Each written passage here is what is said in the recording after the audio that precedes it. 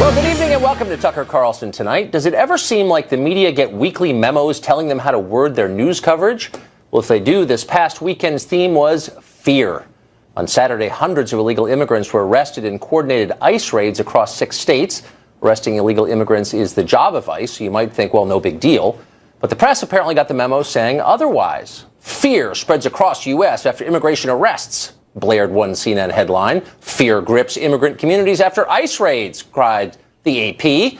Trump administration's deportation raids spark fear in immigrant communities, said Time magazine.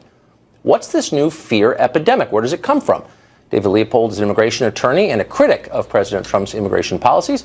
He joins us tonight from Cleveland. David, thanks a lot for coming on. Thanks for having me, Tucker.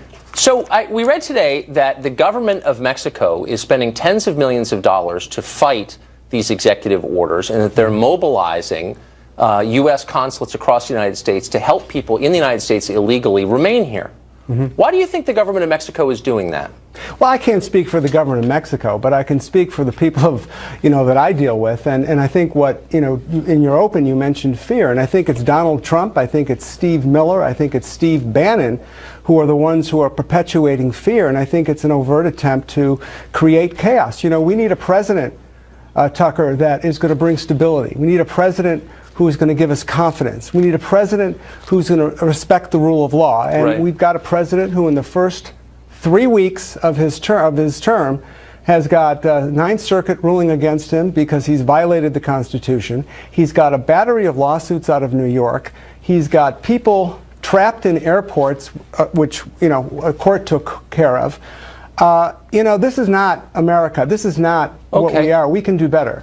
Okay, so I want to get back to something you said that I absolutely agree with, which is that chaos is a bad thing and it degrades our society. And it's kind of hard to come back from chaos. So the government of Mexico, and this bears directly on what you do, so please don't take a pass on this question. Jorge Castaneda, who's the former foreign minister of Mexico under Vicente Fox, big deal there, Princeton graduate, by the way, has said that the new strategy among rich people in Mexico is to fund lawsuits that will tie up our judicial system. There's a massive backlog of immigration cases, as you know. He said he'd like to increase his backlog, 5x, and bring our system to a halt until the president relents. That is a strategy based on creating more chaos, is it not? Well, look, again, I'm not a Mexican official, and if you want to talk to them, I suggest you bring them on the show. But what I can tell you is that hang on, you asked a question. Let me answer, Tucker. Please do. You mentioned the immigration court's backlog, and they are backlogged, 500,000 cases. Why is that? That's because the Republicans refused in 2013 to pass an immigration reform bill in the House of Representatives, even though the votes were there. We could have reformed the immigration system, and you and I would be having a conversation tonight about an orderly country, about a place where people are not in panic. It's a little, come on, David. I mean, I was here for that whole argument, and I don't think that the so-called immigration reform that you're referring to, there's good and bad in it, but it wouldn't have fixed everything, and that's an overstatement, and you know it. But what I'm so struck by is the fact that you're unwilling to even comment on what the Mexican government is doing, and I wonder if you extended that same courtesy to the Russian government. I'm sure you were in a tizzy like everybody on the left 2 months ago with the idea that the Russians were trying to foul with our system. They're trying to influence the outcome of our systems. Here you have the Mexican government on our southern border saying we're going to shut down the judiciary in your country unless you do what we want, and you've got no comment on that? Well, look, our judiciary, our Article I courts speak for themselves. They're the same courts that ruled against Donald Trump, the independent judges. And if you want to talk about the judiciary, let's ask the president, because he is trying to delegitimize the judiciary in this country. Work with me here. Let's have a rational back and forth where we can talk about the same thing. I know that you don't like Trump and you're mad about a bunch of different things, and some are legitimate and some aren't. I'm not mad. You disapprove. But we're talking about immigration policy, and I'm just asking you to comment on something in the news today about the Russian government trying to influence our immigration policy in the same way that you would like to, and I'm wondering, why do you think they're doing that, and is it legitimate? Well, I don't know what the Russian government's up to. What I do know is that, the Mexican government. I'm sorry. The Mexican government. Again, I don't know what they're up to. Look, I think we as Americans ought to be running our own courts, ought to be running our own immigration policy. I don't think other governments, whether it's Mexico, whether it's Russia, whether it's Israel, whether it's France, ought to be involved in our judicial system. What I do want to see, though, Tucker, and this is why, you said I was angry, what I'm concerned about is that we've got a new president. And what this president has done, together with people like Steve Bannon and Stephen Miller, who, by the way, was on television yesterday. This is just silly. I mean, this is just not silly. I doubt you know anything about what those guys do for a living. I'm not here to defend them, but I mean, let's just get back to the core issue here. And I'm serious. Like, why do you think that we have 11, 12, 13, we don't know the full number, but million people living in this country illegally? Maybe since you do this for a living, you've thought about it a little bit. And maybe it's connected to the fact that rich people in Mexico want them to stay here because they don't want to pay for the social safety net that we have. They want the American middle class to pay for it. Well, I don't think that's quite fair. Oh, it's not quite fair? Really? No. Because they pay less in taxes, the rich in Mexico, than any OECD country there is. I'm not talking about maybe we should be asking for reforms in Mexico, no? I'm talking about the people here. We're talking about 11 million people. Most of whom have been here for many years, most of whom have long ties to the United States, have U.S. citizen children, pay their taxes, mind you, if through ITN, International Tax ID numbers. Who do you think is supporting our Social Security system?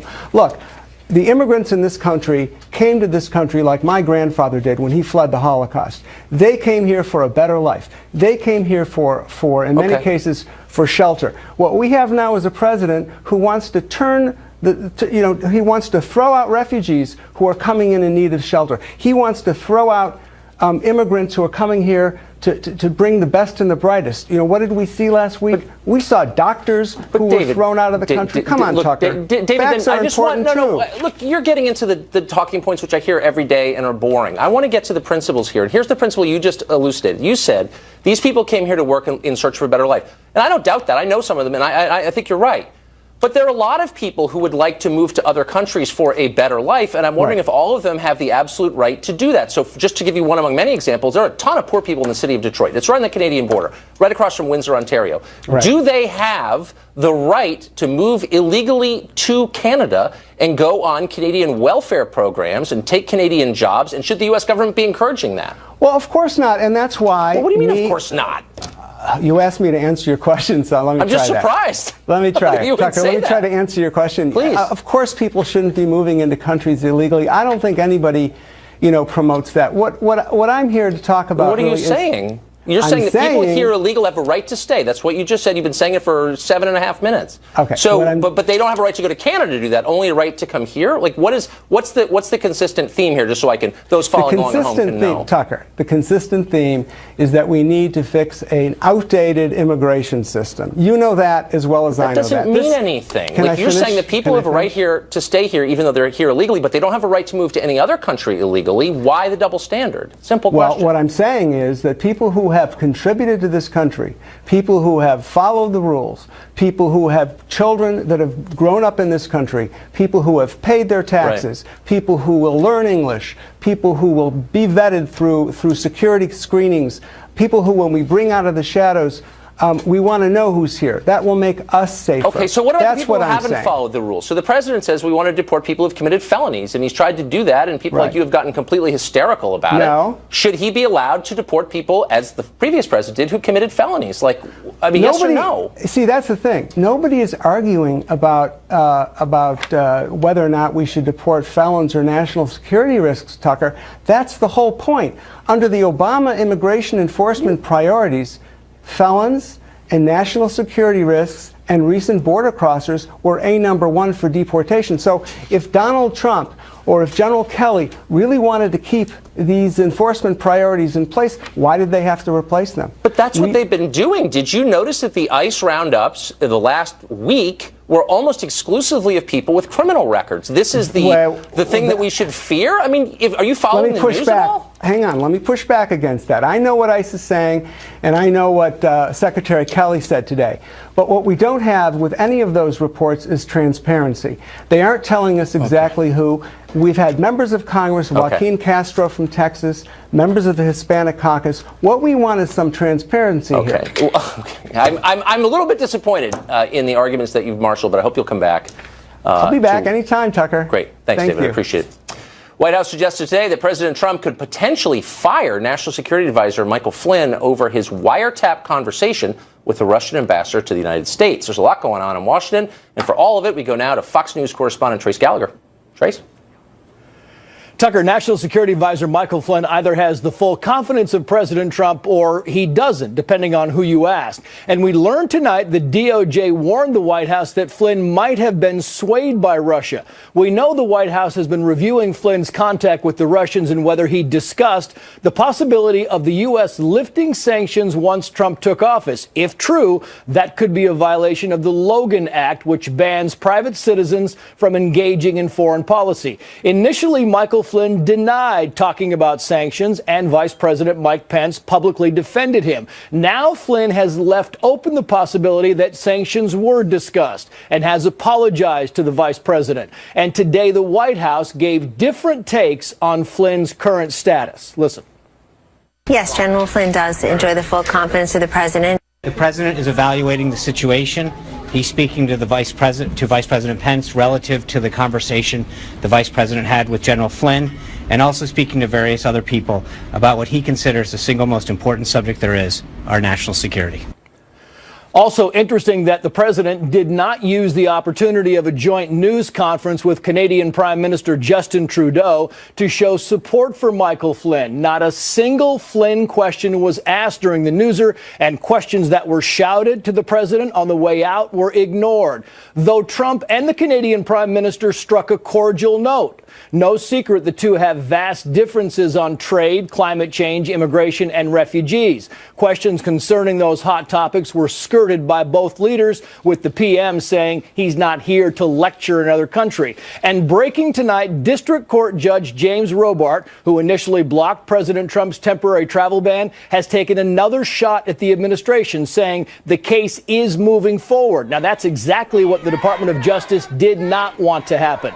Today, the DOJ asked Judge Robart to delay proceedings in his court until the full Ninth Circuit Court of Appeals decides whether to rehear the case. Both the administration and the states of Washington and Minnesota have to respond to the Ninth Circuit by Thursday. But Judge Robart said, quoting, "I am not prepared to slow this down while the Ninth Circuit considers further appeals." So it appears the administration can either fight this in district court, make an emergency appeal to the Supreme Court, or rewrite the executive order to make it easier to uphold in court. As of today, all of those options are still on the table. And separately, moments ago, a federal judge in Virginia has now issued a preliminary injunction against the travel ban, which puts the executive order further into limbo. Finally, Steven Mnuchin was confirmed by the Senate as the Treasury Secretary. The vote was largely along party lines, 53-47. West Virginia Senator Joe Manchin was the only Democrat to vote in favor.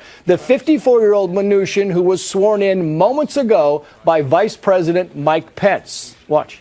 It is my great honor tonight to present to the American people our new Treasury Secretary of the United States, Steven Mnuchin. Steven, I want to congratulate you. A lot of people wanted that position, Steven. A lot of people. A lot of very successful people. And Mnuchin will hit the ground running, considering the president has said that he will be in charge of overhauling the tax code and renegotiating trade deals. Tucker. Trace Gallagher, ladies and gentlemen. Thanks, Trace. Well, a gay journalist in Brooklyn has done just about the bravest thing a gay Brooklyn journalist can do. He abandoned trendy lifestyle liberalism for something else. Chadwick Moore wrote a pretty straightforward profile of Milo Yiannopoulos for a left-wing gay magazine last fall. The simple profile cost him many of his friends and triggered a big wave of online hostility. The backlash, Moore said in a piece for the New York Post, caused him to reevaluate his beliefs, and he decided that modern liberalism is, quote, ugly, lockstep, incurious, and mean-spirited. He says he's conservative now, though he did vote for Hillary Clinton a mere 3 months ago, so he's still rethinking things. Chadwick Moore joins us from New York. Chadwick, thanks a lot for coming on. Thank you. Thank you. As you can see, I left my scarlet letter at home. You did, well, but it sounds like you got one. You have this really interesting piece in the New York Post, and the part that jumped out at me immediately was the fact that after doing this profile, which you described, it's pretty straightforward, you know, sort of not for Milo or against, but kind of telling who he is, that one of your best friends disowned you as a friend. Right. I mean, and this is a story that is just repeated constantly, right? Everyone lost friends and family member. And I was when I even said I voted for Hillary Clinton, so many people were like, "Oh, you did? Oh, I just assumed you were a Trump supporter." And why would you assume that? And the profile was extremely balanced, and I treated him no differently than I would have treated anyone else. But people aren't accustomed to hearing those sorts of stories about controversial figures, well, quote unquote controversial figures, people on the far right. So you found yourself looking at the community you live in through a very different lens all of a sudden, you wrote. And what did you see? Paranoia and mean-spiritedness and an aversion to understanding, an aversion to communicating with people who don't agree with you, and to understanding why exactly Trump became so popular and eventually won. And also, now that the election is over, sort of evaluating how the Democratic Party and how the far left alienated so many people and how they messed up so badly. You know, I thought that after the election they would have sat down and had a come to Jesus moment, and that hasn't happened at all. Interesting. So you wrote this piece before the election, right? Yes. Yeah. About a month before. So the reaction is so interesting to me because the world that you live in, it was ascendant. I mean, every rights battle that's been fought over the past 10 years, a victory. It looked like Hillary Clinton was going to be elected. Why the closed-mindedness and the paranoia you described? It seems like people with those views would be really happy. That's a very good question. I don't know if it's just a nature of people aren't taught to think critically these days.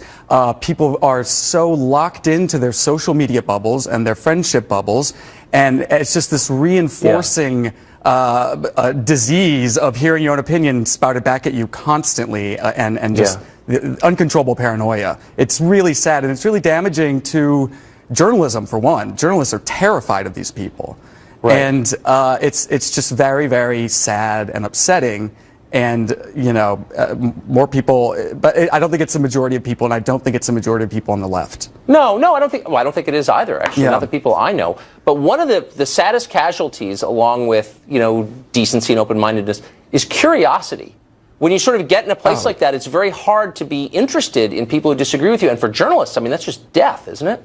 Oh, absolutely. And it's death for gay people. I've always said that gay people are natural libertarians, because we existed so many times, or for so long throughout history, outside of acceptable society, that, the one thing that we've always wanted was to be left alone by the government and by our neighbors, essentially. And now the left's become completely puritanical, and it's very off-putting. Interesting. What an interesting journey you're on, Chadwick. Thanks a lot for coming on. Thank you very much. I hope you keep writing about this. Thank you. It was a pleasure. Thank you. Thank you. All right, bye. Flarka helped organize the Berkeley protest, and she says activists ought to copy its tactics for other speakers and events around the country. Yvette Flarka is with us now. Yvette, thanks a lot for joining us. So you did a bunch of interviews after, and you were asked about this, and you were, to your credit, I think, very straightforward about it and unapologetic, and you said, yeah, this guy was a fascist. Milo's a fascist, and we shut him down. You didn't pretend otherwise. We shut him down, and that's what you do with fascists. I think I'm characterizing what you said correctly. Just so we can understand the standard here, what is a fascist? So a fascist is someone who's organizing a mass movement that's attacking women, immigrants, black people, other minority groups in a movement of genocide. That's what a fascist is. Okay. So it's someone who's committing violence? And it's someone who's committing violence and who's trying to organize other people to commit violence. Okay. And Milo Yiannopoulos is a fascist. Okay. So he's committed acts of violence against the protected groups you mentioned? Well, what he's doing is he's trying to be the youth face and the token that other people who are organizing violence try to hide behind. And so in all of his talks all over the country, what Yiannopoulos has done is whip up a whole lynch mob mentality where people who come to see him or his supporters not only agree with his views, but also attack other people. And that was certainly true in Washington State when one of his supporters came and actually shot an anti-fascist protester. But in Berkeley, we made sure that didn't happen because we were able to shut him down. So, but you're conceding that Milo himself has not committed acts of violence, and nor has he incited violence by the legal definition. He'd be in jail if he did. But you're saying that because people who agree with him have committed violence, he should not be allowed to speak. You know, fascist movement takes many forms, and it always tries to have one form that looks respectable and a little bit milder. But Yiannopoulos isn't just a stand-up comedian, and he isn't someone who just has ideas and posts them up on YouTube. He's someone who is funded by Breitbart and Steve Bannon to go around to college campuses to try to recruit other young people to then conduct those attacks on his behalf and on Trump's behalf. But I'm really, really glad to say that thousands of us were out there last week, or February 1st, and made sure that there were thousands of us to make sure that we defended our campus, this community, and especially the immigrant and Muslim students who were under attack and have been under attack by him and other fascists. Right, and by using violence, I mean, you don't shy away from that by any means necessary is the name of your group, and so it implies violence. So what should we do with fascists? I mean, if you think that someone is espousing genocide, what should we do with them? I mean, should that person be allowed to walk free? Should we put him in jail? Should we kill him? Should we exile him? I mean, it's a sincere question. If you're willing to use violence because you think someone is espousing genocide, what's the penalty for that? Well, first we've got to make sure we nip it in the bud, and we make sure that they're not allowed to recruit and act as if it's respectable to call for the mass murder of millions of people. In fact, millions who make up the majority of people in this nation at this point. Okay, and so they just can't to be hide clear, behind the there's platform of free speech. Milo Yiannopoulos, this is not a defense of him, just a factual point, has not ever said that, in public anyway, not that we have a record of. There's no evidence that he has called for the genocide of anybody, as you know, but you're saying by transference in some way, he inspires people who believe that, I guess. But you're not getting my question. Like, when you say nip in the bud, should he be allowed to go on the subway and talk to the guy next to him about perhaps joining his movement? Or should he be allowed to talk to people in restaurants? Or what should we do with the fascist who you believe is inspiring genocide? So first of all, the alt-right is a neo-fascist movement, and they're trying to hide behind some softer versions of their more open counterparts who identify themselves as Nazis.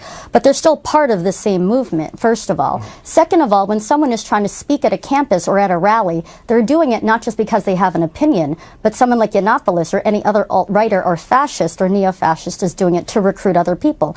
No, we don't let them recruit. And in fact, when you look back at the Holocaust and the lessons that we draw from that, we don't say, oh, well, at least we let them voice their opinion. We say never again. Okay, well, but again is now, especially after Trump. We elevate people like Dietrich Bonhoeffer or members of the plot against the leader of Nazi Germany to kill him.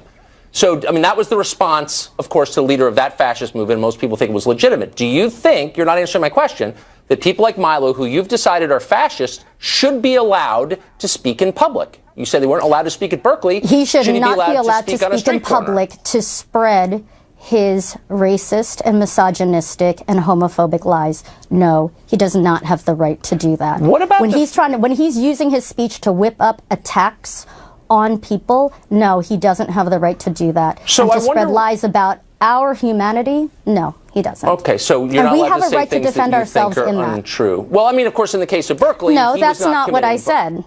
I didn't say you're not allowed to say things that are untrue. But if you're trying to spread racism and hostility, misogyny, rape, whip up people to lynch people, or to certainly have that mentality to rape people or to lynch them, absolutely not. And any decent human being, whether it was in a classroom or at a restaurant, if they heard someone doing that, would turn around and tell them, you need to stop talking. You are not welcome here. This is not a safe environment. You need to go. Well, that's what we did at UC Berkeley, and that was a good thing. Hit them or set fires. So you're a middle school teacher, which may surprise some of our students, or rather some of our viewers, that you have students. The First Amendment was always kind of the cornerstone of American civic life, the idea that you have the right to say something that other people may vehemently disagree with, but you have that right. It's enshrined in the Bill of Rights. Do you teach that to your students? The First Amendment is about free speech, but that's not an abstraction. And if there was someone in my classroom who was espousing rape or genocide or attacks on Muslims, I would certainly make sure that I stood up for the rest of my students and told them they need to stop. And if they refused to, they would need to leave. Would you hit them? In fact, fascism isn't just about abstract. No, I'm not finished though yet. And I'm not finished yet. If there is a fascist in any situation that I was in, I would call for other people to take action too, but it's not just about the immediate moment. Right, it's also within the context of building a movement. But I don't want this to be abstract. There is a movement against Donald Trump You're getting abstract. and against fascism. I want to bring this back to the concrete, as you said, and rightly so. So if there was a student in your class who started espousing what you believe is fascism, and you said you need to leave, you need to be quiet, you need to leave, and he didn't leave, would you hit him as you hit that protester? Would you beat him up? No, of course not. But that's not what we're talking about here. We're talking about people who, you know what? In Sacramento, there were fascists who had knives tied at the ends of sticks, and they stabbed people, including us. Not the man that you hit. He looked kind of unarmed to me. Oh, yes, actually, they did. And it's funny to you, but it's actually not funny to the rest of us. And that's why we take this really seriously. I know that you take it seriously, and that's why I'm asking you a really simple question. But I am serious as a heart. I am serious as a heartbeat, I believe you. Oh, I believe that you're serious. And we're not talking about a classroom. We're talking about people who are trying to kill and murder people and who've already done it. And who are trying to create a hostile environment on these campuses in order to do that. No, that's not a safe environment for immigrant students. That's not a safe environment for women or Muslim students or trans students. And so, yeah, we have a right to defend ourselves a violation of my First Amendment rights. Real free speech. Let me ask you one last question, Eva, if I may. So if you're standing, I just want to know, like, the protocol for anti-fascist activists like yourself. You're standing on a street corner, someone starts saying something you don't like, and you think, boy, that's an act of hostility, that person's a fascist. No, but you are misrepresenting the words that I've been saying. This isn't about not liking something. This isn't about Ben and Jerry's versus Stone Cold Pizza or something. This is about the lives of real people, immigrants who are under attack now, I got it. Muslims who are being massacred, and I'm women who are asking being you, raped. how deep is your So commitment? you're the one trivializing this, not me. I'm not in any way trivializing, and I ask you a sincere question. To what extent would you go to stop that person from spreading genocidal propaganda? I would call for people to counter-protest, to stand up, and to shut down any attempts to fascistly recruit and organize. Like, what if I want to keep talking? I'm saying something that you find appalling, but you know what? I've got a First Amendment right. I'm an American. What would you do? So a bunch of people come and say, stop that. I say, no, I'm not going to stop that. I'm an American. What are you going to do next? You know, the First Amendment, you want to talk about the First Amendment? Coretta Scott King's letter wasn't allowed to be read on the floor of the Senate last week under the Constitution in the Senate. That's exactly what happened. And yet, at the same time, you're the one then who's actually trying to defend someone like a fascist speaking and recruiting at a college campus. All right, Yvette, I'm proud to say that we all stood up and we shut him down. Speech rights. All right, thanks for coming on and showing us what you believe. Up next, teachers at a Virginia high school are posting naked political propaganda all over the school. Administrators are doing nothing about it. Of course, we'll ask a student who actually goes there to tell us what he's experienced and what happened when he complained. Stay tuned. Well, a poster is appearing all over at Yorktown High School in Arlington, Virginia. The poster reads this: Patriots know facts are not political. Diversity strengthens us. Science is real. Women's rights are human rights. Justice is for all. We are all immigrants. Kindness is everything. We are Yorktown. Well, the signs are still up. Joining us now is John Piper. He's a senior at Yorktown High School. John, thanks a lot for joining us. Thank you so much for having me. It's a pleasure. Yorktown High School has in its bylaws essentially the pledge that students can expect an apolitical school environment. You saw this and recognized it for what it is, which is political propaganda. What'd you do next? I tried to contact the school. I told my parents. I said, this is it looks like political propaganda. Yeah. And we contacted the school. We emailed the principal. We ended up getting referred to some of the teachers. We emailed back and forth with the teachers. And then we went higher to the school board and talked with our local radio station, WMAL. And from there, they contacted the superintendent, and they said they were going to take the signs down. And then that was over a weekend period, and on Monday, the signs were still up, and we had gotten word that they had changed their minds, and they were keeping the signs up. So the idea is, I guess what bothers me so much about this story and why I'm so impressed by your response to it is it's the sneakiest kind of propaganda. Propaganda passing itself off as sort of obvious observations, as if people don't believe science. Are people in your school arguing that science is not real? No. So this is an attack on conservatives over evolution. That's what it is. Yes. Yeah. And climate change. And exactly. Yeah. So when you said this is politics, they said, no, it's not? They said that teachers responded that this was not political. This was policy. This was relevant and not apolitical. And it was ridiculous to me because it's obviously political. In such a heated political climate right now, this is very relevant. So you took this to some local media, and at least one of them ran a headline saying conservative students at Yorktown are against diversity. Yes. I know. Was that the message you were bringing? They're against diversity? Of course not. Of course not. I mean, I support women and I support minorities, and I mean, it's ridiculous to say that I don't. And it's crazy that someone would even bring that notion up. So they're just saying that your teacher's point is basically these things are true. There's no debate about them. It's not political. The right to keep and bear arms is in the Constitution. Obviously, it's the Second Amendment to the Bill of Rights. If you were to post that, you think, on the wall, how would that go over? I mean, there's a serious double standard here. Conservative values would not be accepted on the walls of the school, especially not in the way they're doing them. They would see through that easily because it's majority liberal. I mean, there's no way you would be able to put conservative things like that on the wall. Right. It's absolutely ridiculous. Quoting the Bill of Rights now being regarded as the Constitution. I mean, you wouldn't be able to.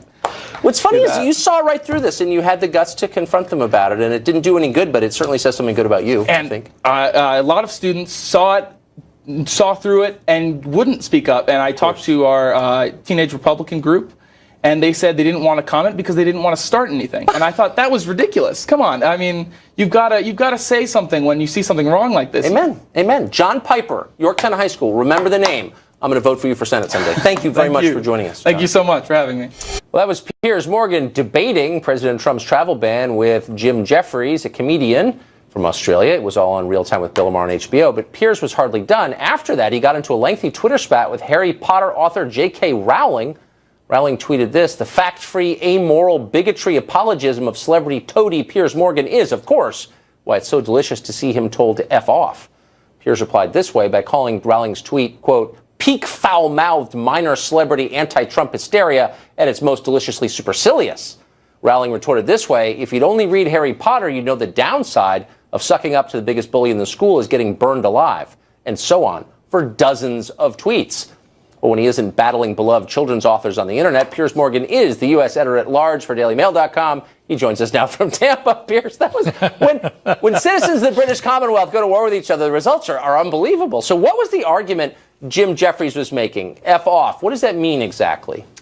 Well, look, it wasn't an argument, was it? He was just shutting me down by telling me to go forth and multiply. I mean, what was extraordinary was we just had a lengthy segment in the show, in Bill Maher's show, about the need for President Trump to be more factual, to always tell the truth, not to be erroneous with his facts and so on. And then we moved on to, I think Bill mentioned it first, the Muslim ban. And I said, well, hang on, it's not actually a Muslim ban. Now, I read a column for the Daily Mail when this executive order came out saying I didn't agree with it. I didn't think it was well executed. I thought it was wrong. However, you cannot call something a Muslim ban if 85% of the world's Muslims are allowed into America, even if it comes into effect. So it was just a factual statement. And it seemed to me very important to make that point and make it strongly, given we just had a big debate about facts. Anyway, Jim Jeffries didn't like this, and off he went, effing and blinding and trying to shut me down. He didn't really have any argument to put to me. And then he used the Hitler analogy, and, Hitler started, didn't kill the Jews all on day one. I mean, to me, I'm sorry, but I just find this Hitler stuff with Donald Trump unbelievably offensive for two reasons. One, Adolf Hitler killed 12 million people, including a systematic extermination of 6 million Jews in the Holocaust. This is not something we should be trivially throwing around about other people unless they have done similar acts. Donald Trump, to my knowledge, has not murdered anybody. All right, so this analogy of him being the new Hitler, I find incredibly offensive. I also think it diminishes the scale and importance and horror of what Hitler did. So I think that should just be shut down. But of course, you try and say this, and if you're not prepared now in the liberal world to say that he's the new Hitler, and you're not prepared to say every Muslim is banned from the country, you yourself then become the devil. And that's what happened to me. Right, you're complicit in these crimes. So to J.K. Rowling, I'm interested. I want the overview here for a sec. Like a lot of people, especially of her station, affluent, well-known celebrities, she's really upset, like more upset than I've ever seen a class of people ever be upset. What is that about? Why are people you'd think would be in a pretty good mood because they're insulated from every economic variation you can imagine? Why are they so mad right now? Well, she's a serial loser. I mean, the more that J.K. Rowling has screamed at people to vote in a certain way, the more her people have lost. So let's go through the checklist of glorious failure. She backed Ed Miliband in the last UK election. He got thumped by David Cameron. She then moved on to back the Remain campaign to stay in Europe. And obviously we Brexited, so she lost that as well. She then threw her substantial political influence behind Hillary Clinton, shouting down anybody that disagreed with her. And of course, Hillary got a drubbing as well from a guy who was a non-politician. So if you're J.K. Rowling, you're 3 for 3. You are the worst celebrity political pundit on the entire planet. So look, I understand her pain. But she is, I think, Tucker, synonymous with this sort of absurdly arrogant, supercilious kind of view of so many celebrities now on the left. And I'm, as you know, I'm more liberal than I am right, but I cannot stand this anti-Trump hysteria, which is now infesting every part of the political debate. Donald Trump's been president for less than 1 month. He has not been remotely monstrous, not by any standards of a dictator. Let's all just take as I said on a gigantic chill pill, and let's just see how he plays out. I happen to be quite encouraged as somebody who probably wouldn't naturally have voted for Donald Trump myself, but I've watched his interaction with Japan and with China and with Canada today, with my own country, the UK. He looks to me to be somebody easing into the position of president and actually being quite pragmatic and pretty sensible. So why don't we all just stop marching every time he tweets, stop screaming every time he says anything, and just calm down? I think that's great advice. Or if you're J.K. Rowling, just go to your wine cellar for a month or two. Calm down. Just go and write about Hogwarts, wizards, whatever they are. I've never read a word of Harry Potter. Just go and immerse yourself in the world of muggles or whatever they are and shut up. Because, if a celebrity wants to talk about a cause, so you're Leo DiCaprio and you want to talk about climate change in a sensible, intelligent way, that's great. DiCaprio, after Trump won, the first thing he did, he went with Al Gore to see the new president to talk to him about climate change. That is a smart way for a celebrity to use his status.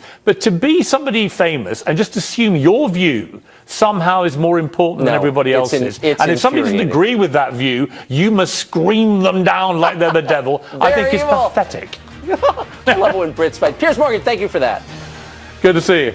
Good to see you. Coming up next, the Oroville Dam is on the brink of failure in California. We'll ask why this happened. They knew it was coming. How did it get this far? Stay tuned. Thousands of people are fleeing their homes in California tonight thanks to fear that the Oroville Dam could fail at any minute. The problem is the dam's spillway, which is rapidly eroding thanks to overflow from the lake above it, Lake Oroville. If it does fail, a 30-foot wall of water could hit and obliterate multiple cities. We'll keep you updated on the situation there. Of course, it's worth asking at some point how the situation got this bad, because 10 years ago, environmental groups warned about the dam's deficiencies. 4 years of drought dropped the lake to a fourth its normal volume, which could have made repairs pretty easy. But officials in California said the repairs weren't worth the expense. Perhaps setting aside billions for high-speed rail wasn't the smartest move. That's it for us tonight. Hannity up next. Have a great night.